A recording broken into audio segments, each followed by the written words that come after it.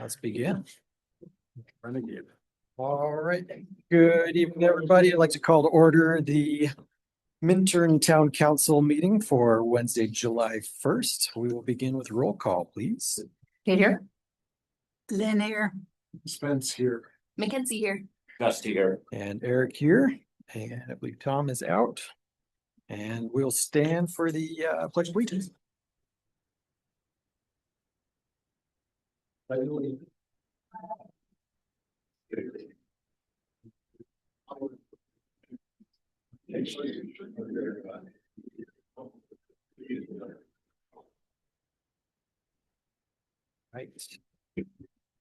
That we have approval of the consent agenda. Anybody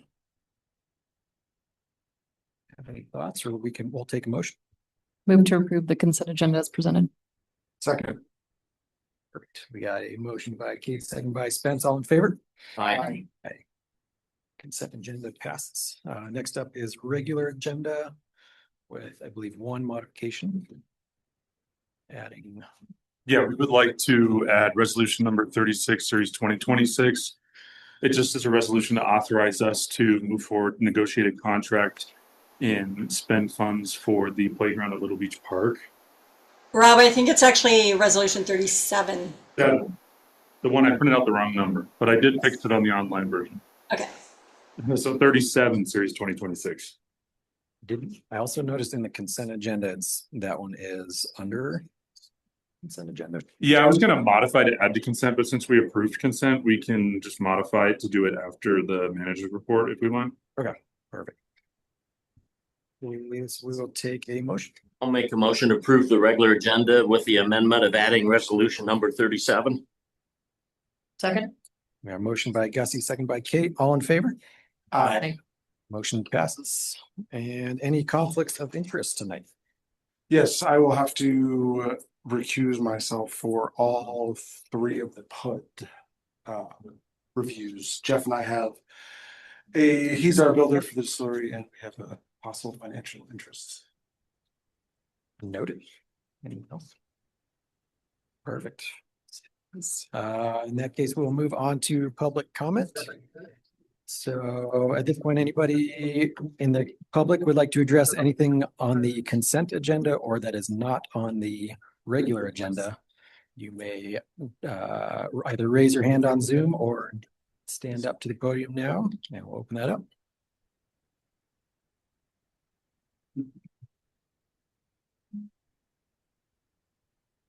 Cindy, anybody online?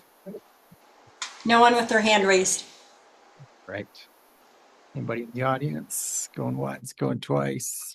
We'll close public comment and move on to council and committee reports. Nothing to report. Nothing here. I don't have anything. I'm just going to remind everybody about the Minturn celebration for the 4th tomorrow at Little Beach Park between 6 and 9. They'll have some bands and a food truck there. So everybody coming out. Yeah, that'll be fun. And a bouncy house. We have bouncy house, Oh, cool. bull riding, all kinds of fun activities. Just a reminder, everybody, extreme fire danger, please don't set off fireworks. That's all I got. On to staff reports. Well, we do have a lot going on right now. Any questions on the report that was provided? Should I provide you some updates since then? No questions? We also have a response. I sent it out to the resident that was concerned. We have a response on the fence and the staff approval of that. Any questions on our response for that fence permit? Cool. And then I have our town engineer, Mr. Jeff Spinell, online. We want to follow up on the bridge and where we're at this point and our recommendation to maybe try to get that work finished. And I'll let Jeff go ahead. The Hallmark has got it went faster than the schedule. They got the sides torn off of it, cut up and hauled away. They took the dirt off the top of the arch, and what's left out there, you can see in the pictures, is just the arch. the problem with the arch is when it's exposed, it was clearly poured by hand and probably the concrete mixed by hand because it's very rough. There's obvious cold joints that you can see in it where the concrete started to harden before the next batch got mixed. And it's going to need to come down within the next 2 years. And the structural engineer is recommending it be inspected every 6 months if we're going to leave it up. I was able to negotiate the contractor that's out there. And we found some steel. We have to build a steel platform underneath that arch in order to take it down. The steel arch is going to be, or the steel platform is going to be two things. It'll catch debris from the arch as it comes down, and it also provides a platform for the workers because it's going to have to be torn down by hand. The cost that we were able to arrive at to take the arch down, and that's probably a $40,000 savings over what could happen in the spring. The contractor agreed to hold his price over the winter, but after the springtime, early spring, we're going to be back to starting over again to bid it, and it would be considerably more expensive. What So was the price? I didn't hear that. I'm sorry, what I'm part? sorry. Question on the price, Jeff, for this year Oh. versus if we postpone. The price, if we do it now, while they're there, the price to finish it now would be about $148,000. In the spring, it's going to be $184,000. And then if it goes beyond spring, it's going to be more than that because we're going to have to remobilize a contractor and it will be more expensive. So my personal opinion is that bridge is just beyond its time, and it's just like what happened with the side of the bridge is going to happen to the arch. We're going to go out there one day and a chunk of it's going to be laying in the river that just broke off. And once that starts happening, I think it's just going to be chunk after chunk after chunk that comes down. So in addition, we're going to have to make sure nothing gets up on that arch. It'd be a nice place for four-legged animals to find a place for the winter. And, you could even find some homeless people trying to get up in there and find a home. So my recommendation is take it down now and be done with it.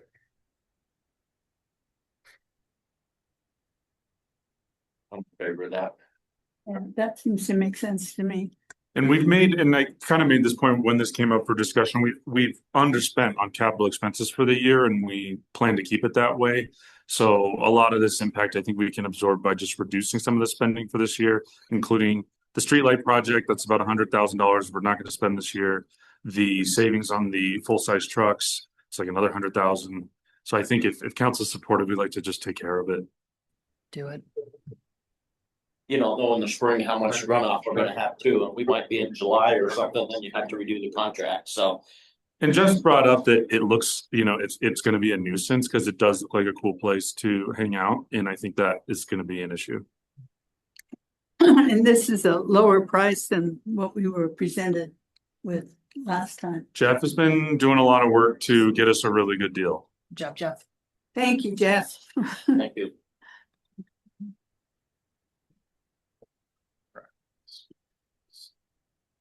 I think so. I just wanted to check in with council on it. Yeah, you essentially approved us entering into a contract for the full amount, subject to coming back and checking in with you on where things stood. So there's not really a new motion or anything that needs to be made. So will they be able to continue on this now then, since they're here? Jeff, were they gonna restart this week? Is that what they wanted to do?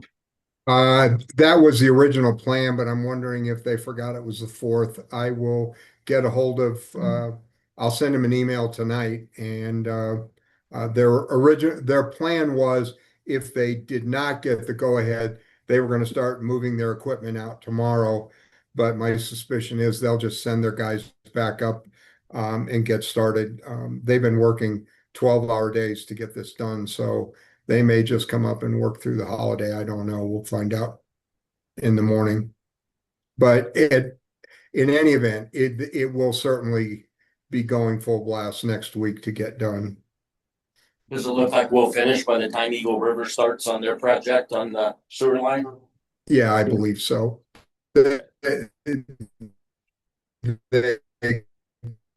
They'll go pretty fast. Oops. Jeff, your video is freezing up a little bit. Oh, I'm sorry. I don't know what I'm doing. Do we want them to start this through the holiday? I think so, just because the Eagle River team wants to start their work July 22nd, and so the sooner we can get. I'm just saying, like, Feedback wait till correspondent. Monday, Yeah, I guess. you know, and so like, I don't know if we have a bunch of people in town for the 4th, like. That's a fair point. Yeah, I would be in favor of waiting until Monday when the holiday traffic is gone. Okay. But like, how long would it, I'm not seeing like a time frame on how long this will take. I mean, they're pretty mobilized, so let's, maybe Jeff, we can talk and then I can follow up with council tomorrow afternoon and say, this is what we heard and we told them our preference for Monday. I would think the contractor has thoughts on that, whether he's willing to leave the equipment. Yeah, I mean, I'm also just thinking like, it's 4th of July and people make dumb decisions, and if we need a secondary route, like I don't want the bridge closed. Yeah. That's a good point. I will just tell them that it's approved, but they need to start on Monday. Perfect. Thank you, Jeff. Yeah, they do have to do some welding and to build that platform underneath there, which may not require closing the road. They may want to start, they've got to haul there's two 65-foot girders that need to be hauled in. So they've got stuff to do tomorrow if they want to without closing the road. I mean, that sounds reasonable. Yeah. Okay. Cool. Yeah, maybe just hold off on closing the bridge until Monday. Until Monday. Yeah. All right, that's what we'll do. Good. Thanks, Jeff. Yeah, thanks, Jeff. Welcome. Rob, you want to do the resolution 36 now, or wait till after, or do we have a special? We can do it now. Yeah. Cool. Yeah, I don't think we. So just to follow up, we received direction from you. We went through an RFP process. We selected Rocky Mountain Recreation for the playground at Little Beach Park. But when we're working on a contract with them now, and when Cindy and I was thinking yesterday, and I was like, wait a minute, I don't think we got council authorization to spend money. So I was like, let's make sure we come back and get council authorization. So that is what we were asking for. We have a draft contract based on the town attorney's draft that he provided for municipal contracts. We're working through that right now, but we wanted to get the order in and release the check so we can get the equipment started. Any questions for staff on the project? There was some updates in the manager's report. Was this the amount that we've been budgeting for all along? Yes. Okay. And our actual dollar amount, I don't know, Cindy, if you know it off the top of your head, I think somewhere around 300,000 at this point. Yeah, the playground equipment is like 305, and then it's about, I want to say 18 to 19K for the picnic equipment. And then there's the site work adds a lot to that, but the site work is about 84,000. So I think the contract has a not to exceed 425, but that's not all just playground. And we're estimating to come in around 413 all said and done including the site work. Thanks, Cindy. Any questions? If not, we'll take a motion. Move to approve resolution number 37, series 2026. Resolution of the Town Council of the Town of Minturn, Colorado, authorizing the town manager in consultation with the town attorney to negotiate and execute a construction contract with Rocky Mountain Recreation, Inc. for the Little Beach Park Playground and Picnic Area improvements in an amount not to exceed $425,000. I'll second that. Motion by Kate, second by Lynn, all in favor? Aye. Aye. Motion passes. Thank you. Everybody's excited for slides. Right, we will move on to next business item, resolution number 33, series 2026, resolution to amend and restate the town manager's employment agreement. It's a good one. Sure, yeah. Thank you. So we've been fortunate to have Rob in our employ for 1.5 years now. Yeah, 1 year. 3 weeks. 1 year. And Roughly. We recently completed a performance assessment of Rob's services. And as a result of that, are proposing a amended and restated employment agreement that would do two things: extend his term and give him a minor pay increase. Happy to answer any questions. Just a comment on the actual resolution. On the second whereas, it still says Mateer. Yeah, a little different name, isn't it? Maybe Michelle? maybe she continues. Yes. Let's continue. Lingering presence. So in making a motion, perhaps make a motion to amend the resolution to substitute the name, and we'll get that corrected.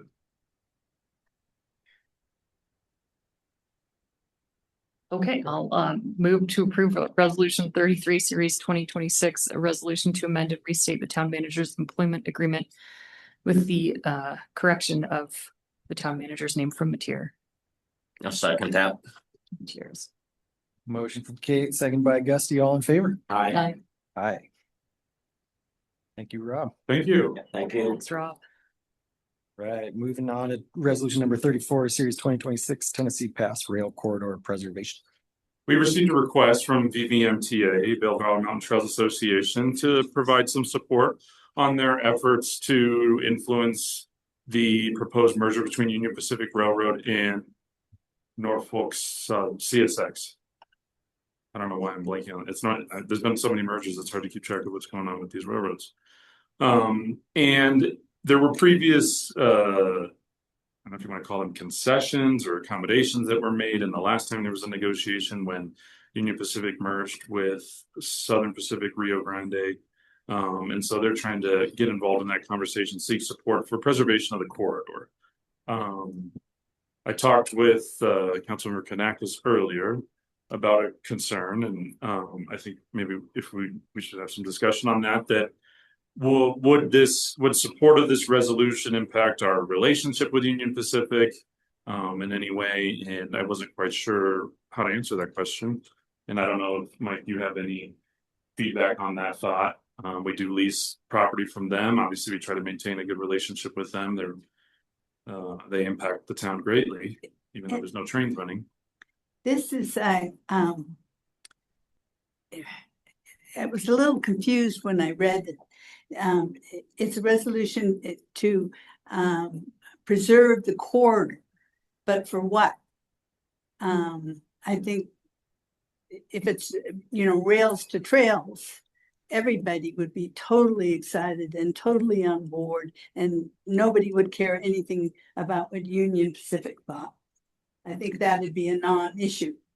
But if it's to preserve the corridor for potential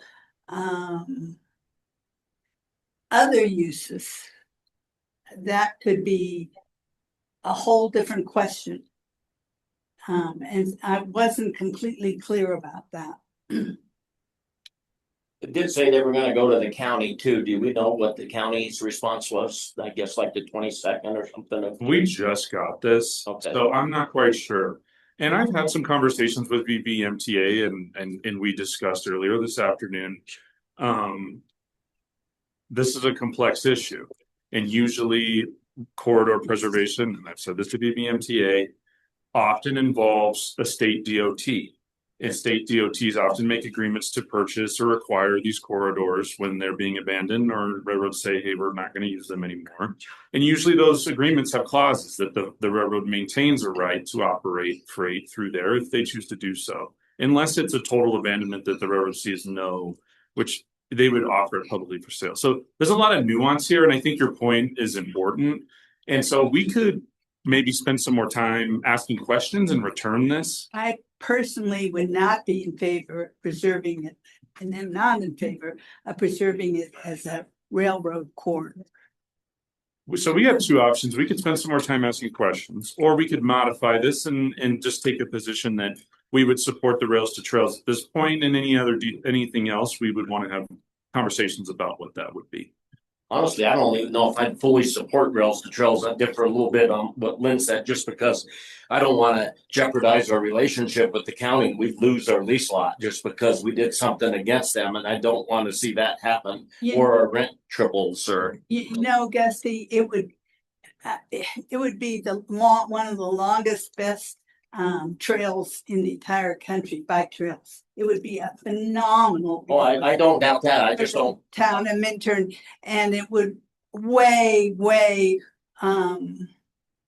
it would be an economic revival for the town. It We might not have. give us a fabulous recreational possibility, and people had to park really far away. We lost, the deal with Union Pacific was that petty or was hostile to it. So what? Honestly, I probably feel different. I don't want to differ on it. I just don't want to see us lose our lot, that's a Well, big. nobody wants to see that, but Yeah. I don't think we can be hostage to them either. Especially when they might take the lot away to sell their. And first of all, I don't even think Minturn's gonna have even a. Kind of hold even a candlestick to what the surface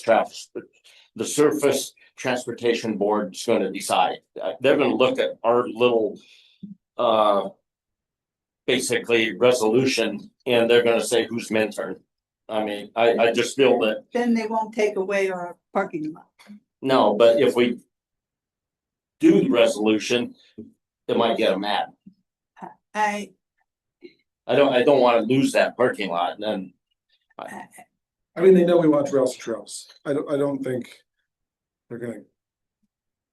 The railroad's gonna get mad because we want rails to trails. Like in '96, they already did a LOI, they did a feasibility study. Like that was part of that merger, was getting those things done. So I think we do have that impact of. We can actually move this. We've been talking about it for 3 decades. We can keep moving it forward. 96 was 30 years ago though, so there's a lot can change in 30 years. The railroad can have different plans. I think, ATMs and stuff like that, and big motorized bikes would also be an issue. So it really matters what it's for. Well, we have some options here. We can, I think this is not a rush. We just got this. So I think direction would be good, and I'd like to bring it back. So if we have a majority that wants narrowing of scope to the trails, we could do that. If we just want to say, you know what, we want more information, we can bring VVMTA in here. It is complex, and there's a lot of disagreements about this, not necessarily here, but also in conversations I've had. I've been like, look, there's a way to negotiate and work through this that's successful, and there's one that's difficult. So I would like to ask more questions. let's do it. Like If that's bring in BVMT, I would like to see them in here and maybe present it a little bit more. about their priority. Yeah, about what their priority is for our overall wellness. Okay. Yeah. And we should see what Eagle County. But the county's directions. Are there other stakeholders that we should consider? Right, like obviously BVMTA is gonna have their perspective of it, but like who else would have a different point of view that would be useful? I mean, CDOT would be one. These are challenging though, because a lot of these discussions end up behind closed doors. Yeah. Between states and the railroad, and that's how the negotiations on the tunnel were, on, on the Moffett line. It's like the governor's office handled those negotiations. There were public involvement and there were county commissioners and there were mayors that were involved, but they had to sign NDAs. So it's challenging what goes in and what comes out.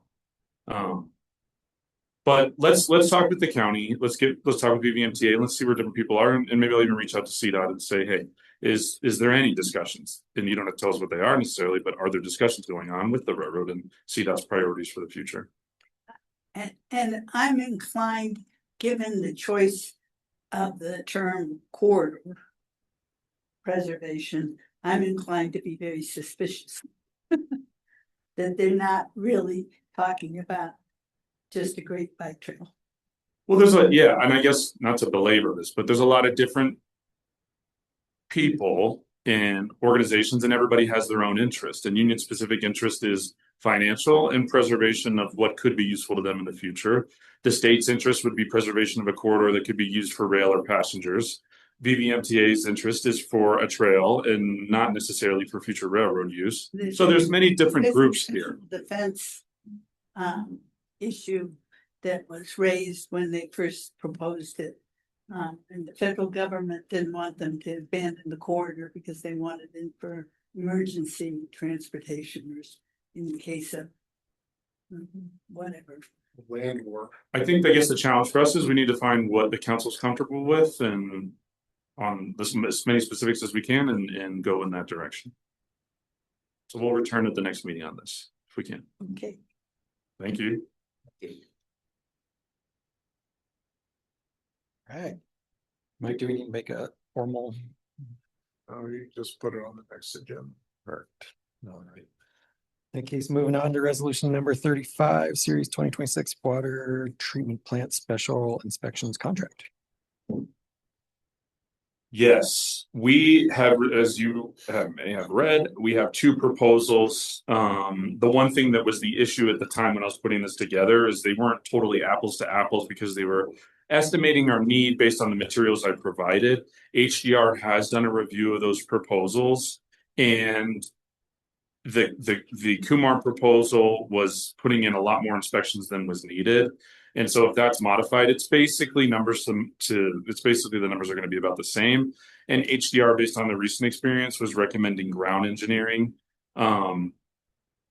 So I could get a little bit more detail on that. I do know that we're going to need a soil compaction inspection in the next week or two. But when I put this together, I was trying to have flexibility to get that response from HDR, which I got yesterday. So I mean, at this point, based on what I know, I would recommend ground engineering. Maybe at a not to exceed of 35,000, and we can continue negotiations and a contract with them. Technically, this is under, I think the 40,000 is the threshold for contract approval. But I wanted to bring it anyway because it's part of a larger project. Do you see any more that we'll have to have some special inspections on, or was HDR able to handle most of the rest? This is mostly for soil compaction, concrete. There was discussion about getting a special inspector for a certain type of, I swear there was discussion about a certain type of pipeline material being tested that sometimes can fail, but that discussion hasn't come back up yet. Which is kind of related to this, but not really. We will be having weekly updates are occurring on Thursdays, and there is going to be some discussion about a potential small change order for a buried electrical line replacement. I'll provide you an update on that at the next meeting. So there's going to be changes as we go through this.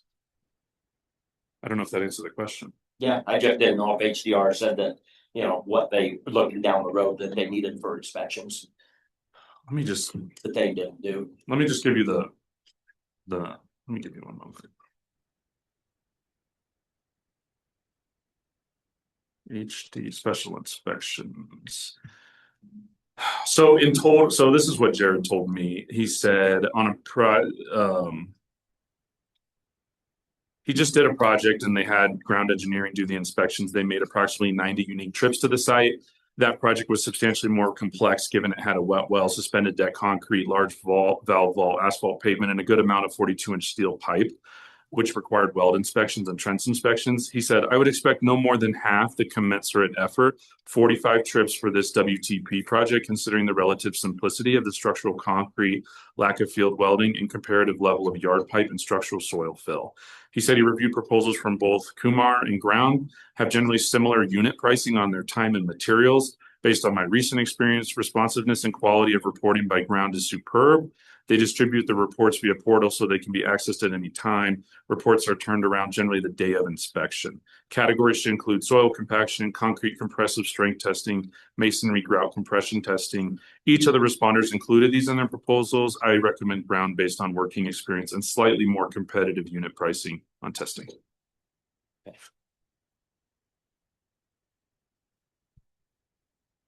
Any other questions? I was kind of in the minutia.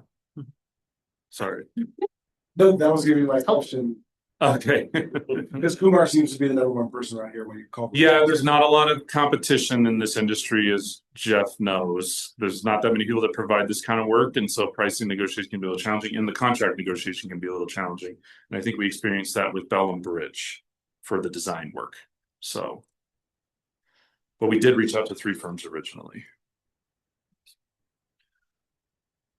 I'm inclined to trust staff on this one, so, Thank you. yeah.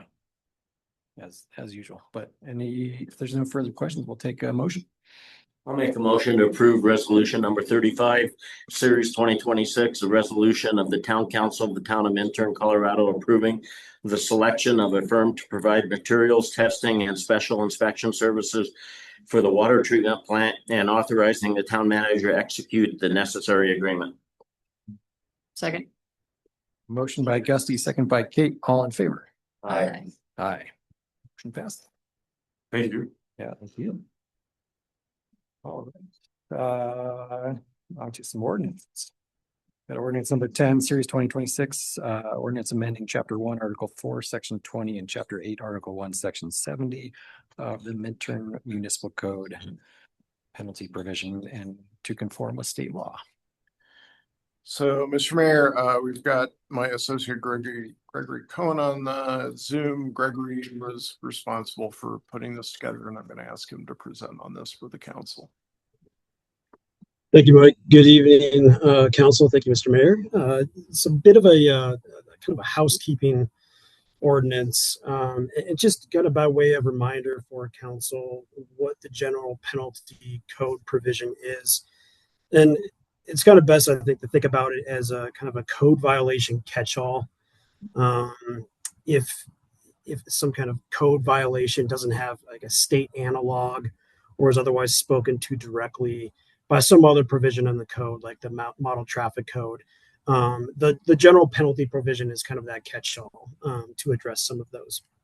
And through events of interpretation by the Colorado Supreme Court and subsequent legislation by the state assembly to address that opinion, essentially the mandate from the state was, hey, municipalities, go clean up, take a look at your general penalty provisions, clean them up insofar as they do not exceed these delineated statutory minimums if the particular violation is not otherwise addressed by state statute. So that's really what this does here.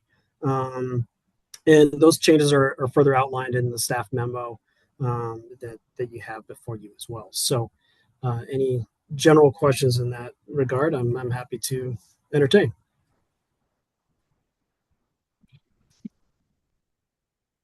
Questions? So it's good to abide by state law. Yeah. That's right. Okay, perfect. Well, seeing none, what do you guys think about anything? We'll open it up to public comment.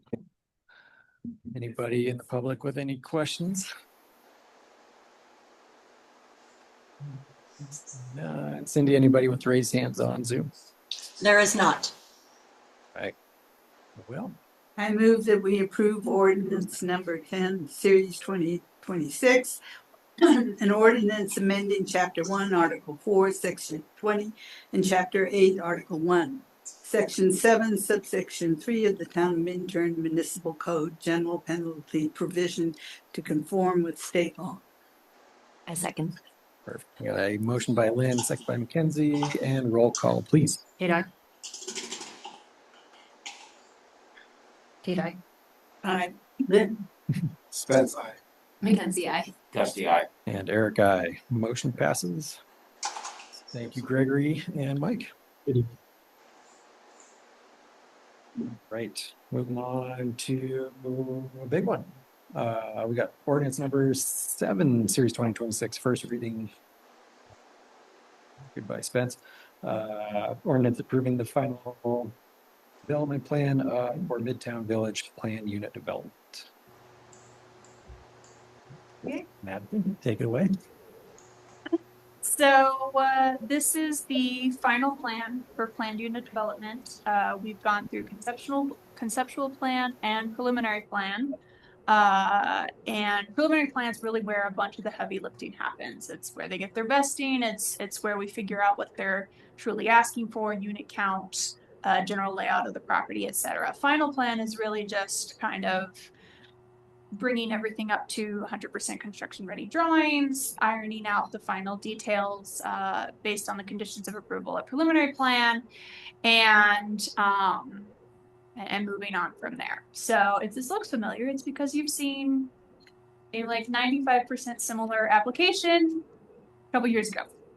We're at the beginning of 2025. But as a refresher, this is about a 2.5 acre parcel of land, or multiple parcels that add up to about 2.5 acres in the 900 block in the Southtown character area. We do consider this project to be infill, given that it has had similar levels of development on it in the past. And then the general layout of the project is 5 development tracks and 2 residential lots that have access off of an internal road that does kind of like a U shape. They are closing off the second access that exists there now. They will be putting in a breakaway gate for emergency, but CDOT has requested that they only have 1 access to the project. So within my staff report, I had included all of the different conditions of approval that were approved via resolution 4 or 5, series 2025, that gave preliminary plan and plat approval to the developer. Most of those you'll see have been taken care of. There are a few that are outstanding. I have provided suggested recommended conditions of approval in order to cover those. And it is staff's hope that at least 2 of those conditions of approval will actually be removed prior to second reading, as we are still working through things with the applicant, the town attorney, the Valley Home Store, and staff on a couple of different things regarding the housing covenants, as well as the deed restrictions and the deed restriction covenants. The one item that I don't expect to come off is the comments from the town engineer that are in the letter that was included in y'all's packet. That is stuff that staff believes can happen at grading permit, and so we are not asking the applicant to fix that in between first and second reading. But that is an extremely short presentation. I know y'all are used to the 30 slide long presentations when it comes to PUDs, but since this is a final plan and y'all did see a preliminary plan and really nothing has changed, if you'd like, I can certainly go through the criteria just to kind of read it, but otherwise I am available for questions, and we do have the applicant online. Go ahead, Lynn. Could we have the plan, the layout on up on the screen? Yes. Cindy, do you mind bringing up? Don't know what page it is.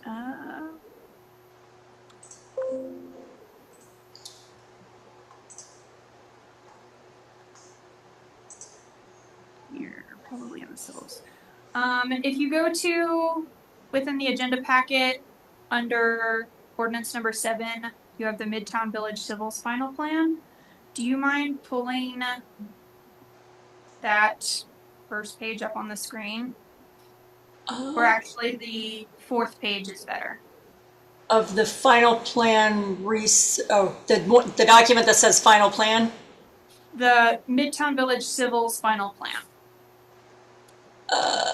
It's the second to last under that agenda item. Oh, I see it. And what page? 4, please. Let me try. Sorry, I'm not joined via Zoom on my laptop, so I can't share my screen. All right, 1 second.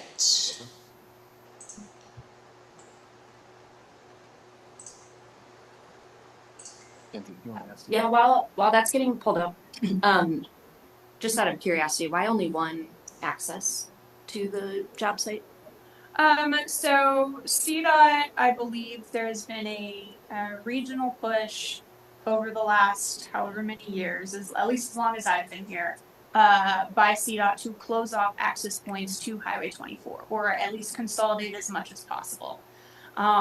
They have run afoul of fire district occasionally, wanting to require multiple access points, but that's typically been solved by a breakaway gate that the fire truck can get through, but regular traffic will not be accessing.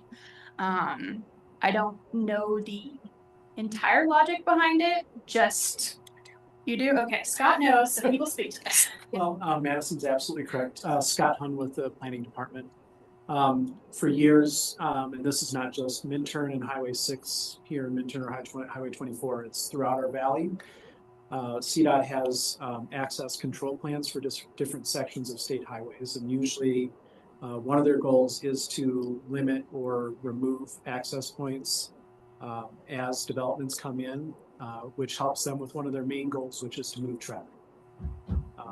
So the more intersections, the more driveway cuts, the more potentials for slowing down traffic and traffic accidents. Great. That's the logic. So that makes sense. Okay. And I think I missed the earlier meeting on this, but do they have enough water taps? So they currently have enough water taps to serve technically phase 2 because phase 1 is infrastructure. But they have 21 taps with the ability to purchase 3 more from the town. Am I remembering that correctly? Yes. Yeah. So they have enough to do the 21 units or 24 units technically after they purchase the 3. Which are the first 24 units that are going to be done? What part are we talking about? Because I'm just bringing this up because I remember all the trouble we got into in Belden when we allowed them to go ahead and they didn't have all the water taps they needed. Absolutely, and we learned from that. And so we did have Jeff Armistead and his father, who's the owner of the property at the beginning of this project, sign a letter stating that he acknowledges that he has these taps and that there will be no more development past This is a whole these few taps until the moratorium is lifted. Which is stage 1? That's my question. Represented to I cannot, I don't have control of the screen. In the bottom point, there's a 16-unit apartment building. So it's the apartment building? The apartment building has been represented as phase 1. The existing commercial building that's right next to it, that already exists and it has 3 apartments above it. And then I think the 2 cottage lots that are right next to that also fall in within that. So it's kind of the very rear portions of the property. Am I representing that correctly, Jeff? Yes, Lynn. The apartment building has always been proposed as being the first part to be developed. Those 16 units are deed restricted units. I did represent in the last meeting that there was a good chance, because of how the market's changed over the past couple of years, that we may come back to you and want to do the micro homes first. in place of those, and those are also deed restricted. They're the least expensive, most affordable product probably on the property, certainly in terms of a for sale. But phase one right now is essentially just doing 100% of the infrastructure for the whole site. And then we have to come back to you with plans to develop whatever tract goes vertical after that. But for all intent and purposes, for the next. My question is, if something were to happen and those water taps were not going to be available or not available for a very long time, Yes. would that be a problem for the project? No, and there's quite a bit of language baked into the SIA that speaks to that. So we're well aware of that, and we don't have any problems with it. You wouldn't have problems with your financing or any, again, because of being burned by Belden, I'm asking these questions. No. You wouldn't have problems with your financing or anything? No. Because they represented to us that there wouldn't be any problem, and there was. No, we don't have any problems with it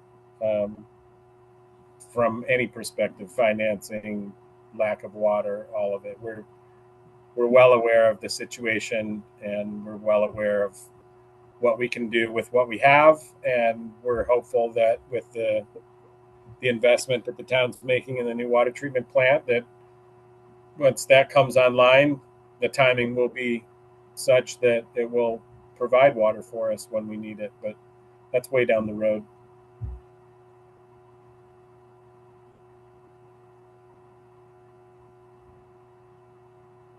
Thank you. Any timeline, Jeff, on how long to do phase one for your infrastructure? Is that something you're looking at completing this summer, or? Yeah, we're definitely want to break ground this summer. We want to get as much of it, if not all of it, into the ground. We'll see what Mother Nature does to us in the fall when it comes to curb and gutter and paving. But the goal would be to get all the pipe and all the storms, sewer and all the water in and all that stuff this year, and hopefully we have a long building season and we can get it all in. And if not, we'll finish up in the spring. But the intent is to get everything in the ground and have everything ready to go, with curb and gutter. I think Belden's doing it a little differently. They're kind of doing it as they go, but this has always been slated to be infrastructure first and have the road in at least up to the through the majority of the property, and then have the curb and gutter in, and then be ready to develop tracks as the market dictates. Thanks. Yes. Thank you. Any other questions? For me? All right. And Jeff, what's the process for allocating these? I don't know if that's the right word. Like, are you preset? Like, maybe that's outside the scope, and you don't have to answer if it is. But like, I imagine that there are people in Minturn that would be lining up at your door to get their name on some of these. Well, I appreciate your optimism. We have not marketed anything yet. We've not sold anything yet. We haven't taken anyone's money yet. But I do hope, obviously, we would love to have Minturn residents line up and for deed restricted units first. And then beyond that, people that work in the county, and we're working with the housing authority and with our town attorneys to come up with how that process with the deed restriction and managing that. I believe that the town is contracted with the Eagle Housing Authority to manage that for the town. So 27 of these units, are deed restricted. and that's 64% of the project. So I do hope that Minturn residents do line up.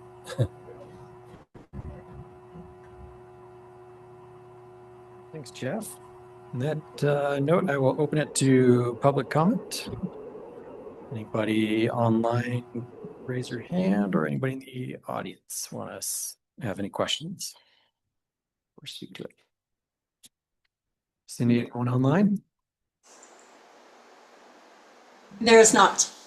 All right, I will close public comment and we will take a motion. I believe there's some recommendations from staff with conditions. So just But there's three, Madison, that you're There are at. three, they are within the ordinance, so I don't think you have to enumerate them unless you would like to change the conditions. But yes. I'll make a motion to approve ordinance number 7, series 2026, an ordinance of the town of Minturn approving final development plan for planned unit development for Midtown Village with the 3 conditions listed on page 129. If you want, I could pull up 129 and read them. If not, the 3 conditions. I'll second. advice. Cool. We got motion by Gusty, second by Kate. Roll call, please. Kate, I. I'm sorry. If it's not very, doesn't take a lot of time, could you read the 3 conditions? Me? Yeah, Thank you. of course. So condition 1, that the applicant shall address the town engineer's comments in the letter dated June 26, 2026, prior to or concurrent with grading permit application. Condition 2, the applicant shall work with town staff and representatives from the Valley Home Store to finalize the housing plan and the associated covenants and deed restrictions prior to issuance of site plan approval of any of the development tracts. And condition number 3, that the applicant shall work with the town attorney to resolve any outstanding comments on the homeowners association declarations prior to the recording of the final plat. Thank you. And those first 2 are the ones you believe will be. The last 2, Sorry, yeah. yes, 2. So Lynn, I. Mackenzie, I. Gusty, aye. And Eric, I. Ordinance number 7 passes. We'll move on. Ordinance number 8, series 2026, first reading. Ordinance approving the final plat for subdivision of Minturn Village PUD. So I won't speak a ton again about this. This is just essentially finalizing the plat. You did receive a unanimous recommendation of approval from the planning commission regarding this plat. They have taken care of all of their conditions of approval from preliminary plat. And so both the planning commission and staff are recommending approval of this without conditions. Any questions from the board? Seeing none, I'll open for public comment. Anybody in the audience or online? None online. Online, all right, closing public comment.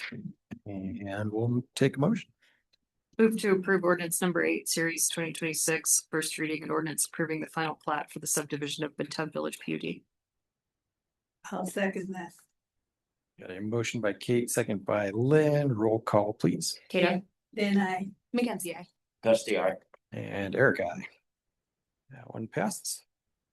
Moved on to ordinance number 9, series 2026, ordinance approving the rezoning of the Midtown Village PUD property from Southtown Commercial Zone to Midtown Village PUD Overlay Zone District.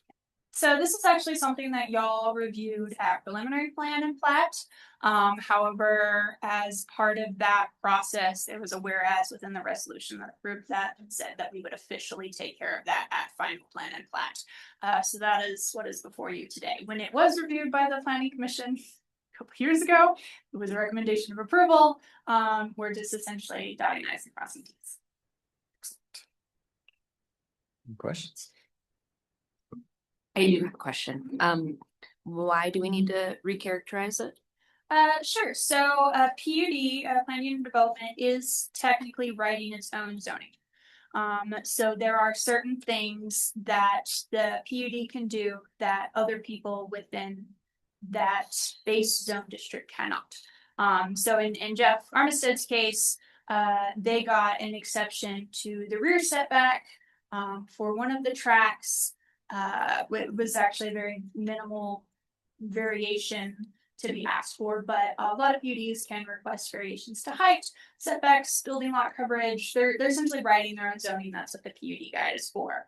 And so in order to make it very clear that this specific property is under different rules, they get their own zoning. Thank you. Yeah, I'm coming into this a little late in the game with what's going on with it, so I just want to make sure I'm voicing my opinion the right way. Yeah. Don't be afraid to ask questions, No question. especially on land use. It's very peculiar. Thank you. We like questions. Questions are good. Anybody else? Once, going twice. I will open it to public comment. Anybody from the audience or online wish to speak? No one online. All right, no one in here. We will close public comment and I will take a motion. Move to approve ordinance number 9, series 2026 on first reading, an ordinance approving the rezoning of Midtown Village PUD property from Southtown Commercial Zone District to Midtown Village PUD Overlay Zone District. I second. Motion by Kate, second by Mackenzie. Roll call, please. Kate, aye. Then I. Mackenzie, aye. SDI. And Eric, aye. Jeff, thank you for your time. Thank you all for your time. Oh, sorry, there's one more. Hold on one second, Joe. And Mr. Mayor, resolution number 36, we're actually not going to approve tonight. This is really more of a discussion item. We approved the subdivision or the development agreement with the second reading of the ordinances that you just went through, but I wanted to give a brief outline. And if you have any questions or concerns about how we've drafted the development agreement, we then have 2 weeks to get that put together. So, sorry, jump the gun. Yeah. So this, again, this is at least for this particular, this is a discussion item. We're not asking you to approve the resolution.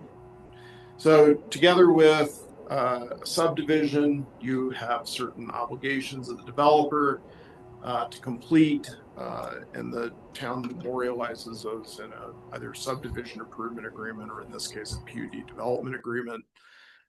I wanted to just run through kind of the core concepts. Lynn, we'll talk a little bit more about water, which is an issue you raised previously, and let you know how we've boxed that in this agreement. Okay. Yeah.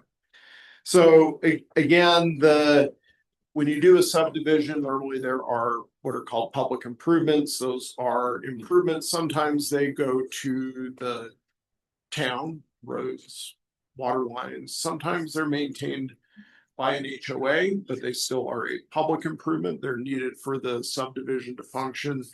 The public improvements are based upon construction drawings that the developer's engineer creates and that are then reviewed by the town's engineering team, surveying team. And in the development agreement, we actually, one of the exhibits that you're approving are the construction plans.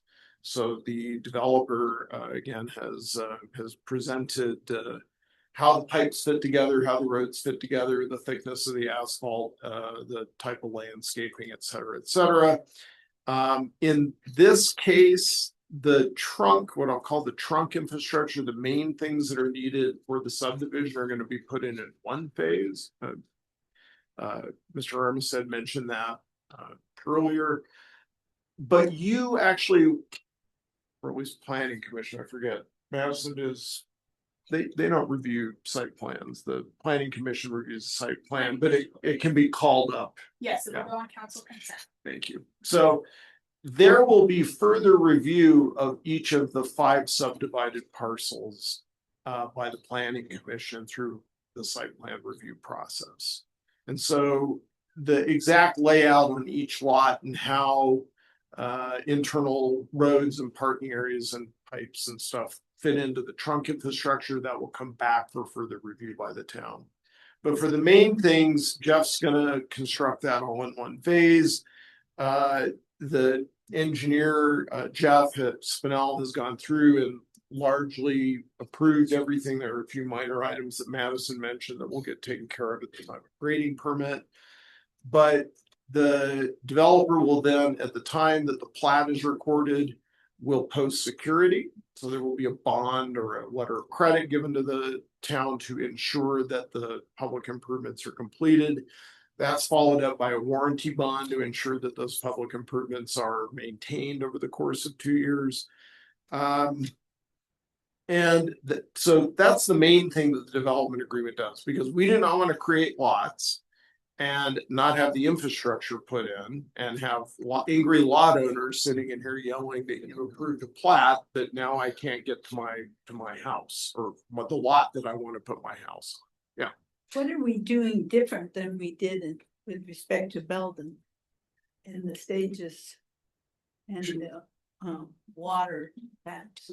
To be honest, I mean, we have definitely modified the language around the water service. You know, we took the position, and I still would take the position that Belden's lawsuit was non-meritorious in nature. What do you mean by that word? That they would not have won had it gone to trial.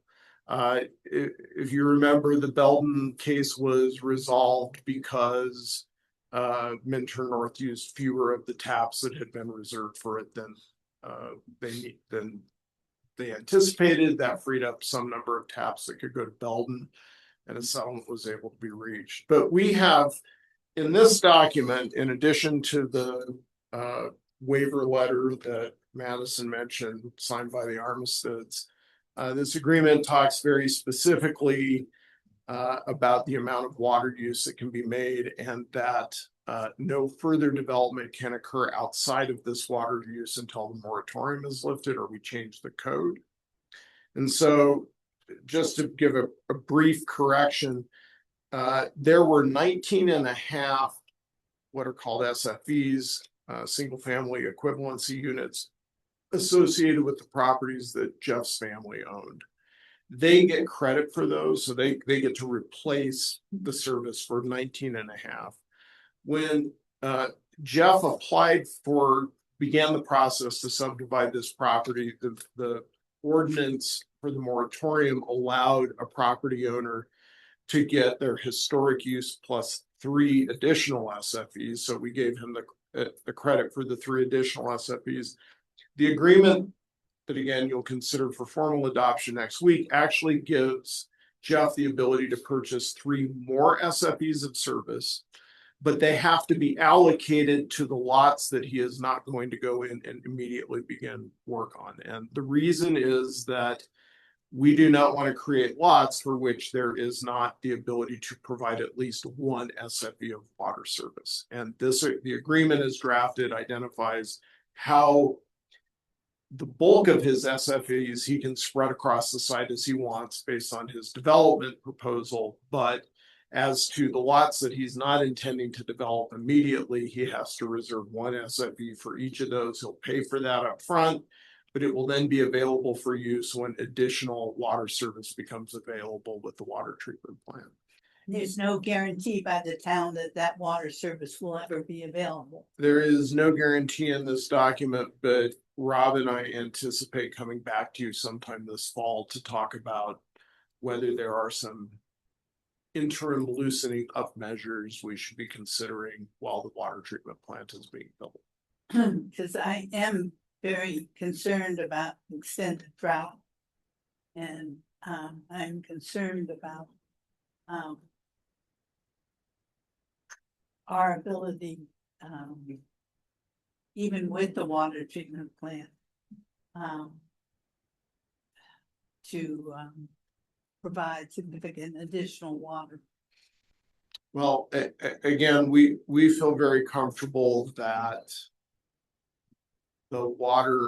once the water treatment plant is online, based upon the data given to us by our consultants, that it will produce sufficient additional water to supply all of Jeff's development. No, I know those numbers, but what I'm saying is the world's changing. And And that could all change if we continue to have years like this one. And maybe that's something we could talk more about in the fall, about how we handle that from a legal perspective of what our rights are, but then what the reality may be as time goes on. Yes. Because I think there's some balancing there. So maybe that's something we need to talk more about. Thanks. So again, in the agreement, is this very clear allocation of the number of taps that Jeff will have available for service after the plat is recorded. There's an acknowledgement of the water moratorium. Again, we will come back to you with some thoughts later in the year. I did want to talk real briefly. Jeff mentioned the housing plan.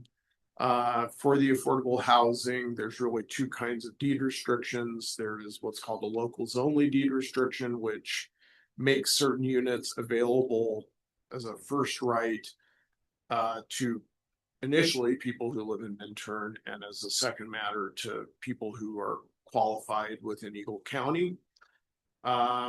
There is no price cap on those, so they're free market units, but they have to be marketed first for a period of, I believe, 60 days to persons who qualify either as Minturn residents or as qualified residents in Eagle County.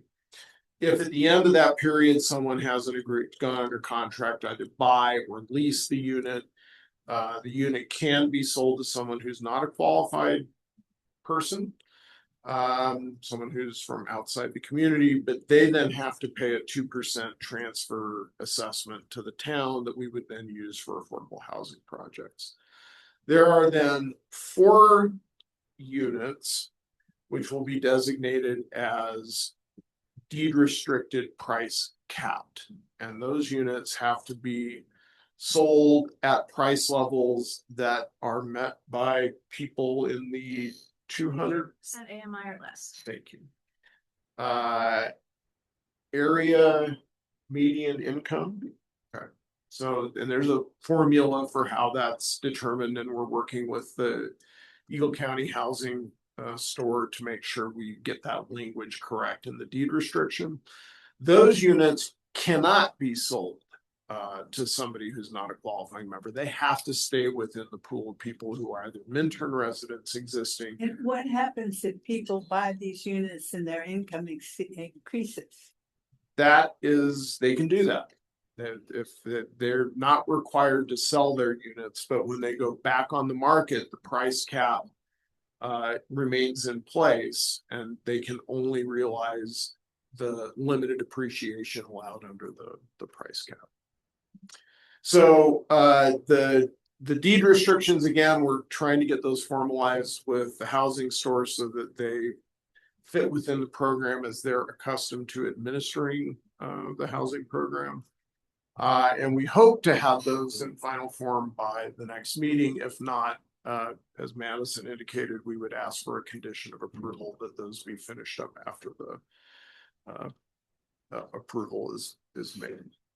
I think the only other point that I wanted to make, just because there are things that are of a negotiation, we as staff support a 10-year period of vested rights for this property. Vested rights essentially says that you can't have supervening governmental regulation imposed on a development that's been approved, and you get a period in which to build under the existing regulations. And Lynn, that doesn't include water, because water is, we can do a moratorium on water if needed, if it's justified under physical or legal circumstance. But it would be things like if we imposed a heightened open space requirement or a park requirement or engineering standards that differed from the construction standards that were approved as part of these ordinances. So they're grandfathered in as to those things. We figured 10 years was a reasonable period of time, especially in light of the water moratorium, and that Jeff is getting a bit of a late start in being able to get his whole program going. So but I wanted you to be aware that that is one of the negotiated positions we're taking in the draft agreement. So, So they basically have 10 years to build it under today's conditions. correct, that's correct. So happy day. I took longer than Madison. That's planner's supposed to take longer. Happy to answer any questions, but again, wanted to walk through this in more detail today because we still have time to change things if there was something we're concerned about. My presentation at the next meeting will be much shorter. In fact, I won't be presenting at all. Gregory will be presenting. I'll be gone with the next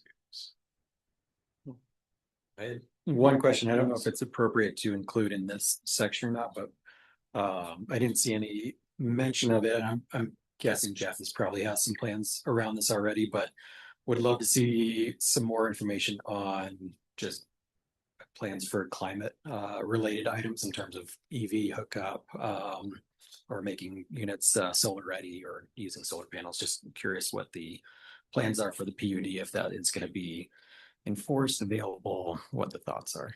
I will let Jeff address that. So those are at least currently they're things that may be in building code. They're not in zoning code. And so Jeff can address kind of how he's planning to work with those items in the building permit process. Yeah, Eric, there is language in the PUD guide related to EV hookups, solar. The apartment building is proposed to be fully. There's a huge solar array that's supposed to go on the roof of that building and it's supposed to power the entire building. That building isn't supposed to really get any natural gas. It's supposed to be powered 100% with electricity. All of the micro homes and the townhomes are proposed to have EV hookups and have, it's all in the PUD guide. There's language about all that stuff. Cool. Thanks, Jeff. Just making sure. Yep. Nope. Yep. Any other questions?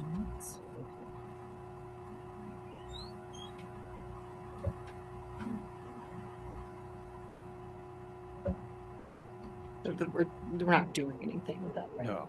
Yeah. This was just informational. So if there aren't further questions or kind of direction on this, then we'll just put it on the next agenda as an item. It's not something. Well, do we notice the SIA? It's just I guess we want to continue this to the next meeting. That makes it very simple. So. Anyone wants to make a motion to continue? I'll make a motion to continue resolution number 36 until the July 15th meeting. Second. Motion by Gusty, Mackenzie, all in favor? Aye. Aye. Now I can say thank you, Jeff. Thank you guys. Appreciate you. What's the score? You want to know? I do. It's 0-0, almost halftime. Okay. We had a goal. It was called back offsides. Thank you. Yeah. World Cup. All right. I don't think we have any discussion tonight. So the future meeting topics. Yeah, we've got the return of the Midtown Village at the next meeting, second reading general penalty ordinance. Again, a resolution for a federal lands access grant for Cemetery Bridge and Road. Me and Justin will try to work on that next coming week. And then Core Transit would like to modify their IGA to change the voting procedures. We thought we'd have that for this meeting, but we haven't gotten it yet. We will have the discussion on the speed data. I will make sure that happens, which is on me. And discussion about some traffic calming measures. Hopefully we'll have some more for you on the Xcel Energy and what our strategy is going to be to pursue discussion on outages and reliability. I had Cindy add to dates to be determined a discussion direction item regarding the town's water moratorium and long-term water supply, maybe September, October. And maybe I'll talk with Mike, maybe we separate into, I've thought that it may be a good idea at some point to have a discussion with council, but also invite the public to talk about water and our water rights, if people are interested, to just know what's going on. Because I think sometimes in casual conversations, people say things and I'm like, that's not quite how it works. So I think that could be very informative. And maybe there's a conversation with Mike about legal things, but then maybe a more general conversation with everybody in the public if they want to understand how it works and what our rights are. I think that would be good. Any questions or concerns or anything that we need to address in the next coming weeks? Okay. Thank you. Move to adjourn. Do we have an evacuation plan? There's not a specific plan, and I think we touched on this and I don't know if you saw the new signs we put up for stage 2 fire restrictions. Yes. And maybe I should have went a little larger because when you're driving there, it's a little harder to see, but ecemergency.org is the place to go for evacuation maps as they would be deployed. And so it will show zones and it will have the information of this zone needs to go here, this zone needs to go here. And if you want, maybe at the next meeting, we could kind of go over how that would work. Because it will depend on the situation. And so I think that EC emergency is going to be the key thing for those maps. That'd be helpful. Cool. Yeah. We had a motion to adjourn from Kate. Second from Spence. All in favor? Hi. Aye. Meeting is adjourned. My favorite motion.